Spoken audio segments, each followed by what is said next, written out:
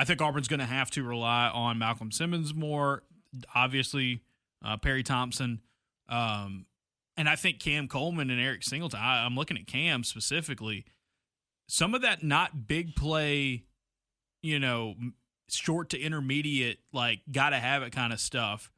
If they can tap into more of that from Cam, he's going to have to carry more of that workload. We saw him do that towards the end of last season, being a more guy. It can't just be he's really, really good at deep balls. That's his best attribute. But can he be more of that, not quite a safety valve, but that intermediate range, short range, like quick stuff where it's like that secure hands, do the savvy veteran. That was the thing we talked about with Horatio Fields in the preseason, Dan. He was a high-floor veteran for this team. You don't have that anymore. Who's going to help Auburn raise the floor at wide receiver? Well, the other thing to keep in mind with Cam Coleman is, as tempting as it is to just hit home runs, as tempting as it is to just say, hey, go deep, right? Randy Moss, like that's all you got to do.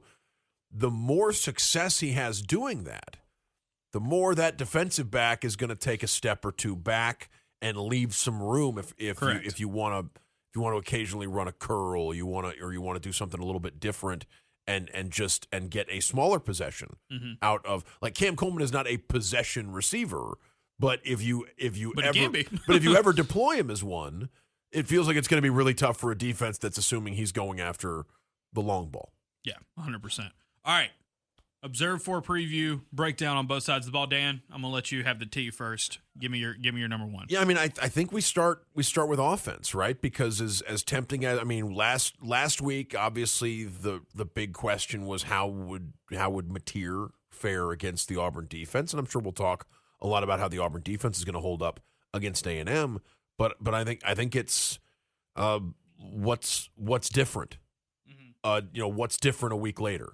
It's fair to wonder, like, you look at what happened against Oklahoma, and we talked about recalibration on the recap show, and the thinking, like, do you come away from Oklahoma thinking that the plan worked and it was just a bad matchup against Oklahoma, and trying that plan against other teams will have success, or do you come away from Oklahoma worried about the plan and thinking, no, we need to find more plays that move the pocket, more plays that get the ball out of Jackson's hands quickly, more plays. Because what's crazy about when you hear Hugh Freeze say, well, there were probably 4 or 5 plays against Oklahoma where Jackson could have let it fly downfield or needed to let it fly downfield and was a little too cautious and got sacked accordingly. Like, because you'd think of, when people talk about words like gun shy, like, you'd think of that as, okay, well, he's being cautious, he's being conservative. But the thing is, if he were being conservative, it's almost he's being aggressive too, because he's, the conservative, the cautious thing would be a dump off. It would be a small. You see what I'm saying? I get what you're saying. So you're saying it's you're looking for too much of the home run. Sure. Like, I wonder how much of that is like, okay, well, you're being careful because you don't want to make a mistake downfield.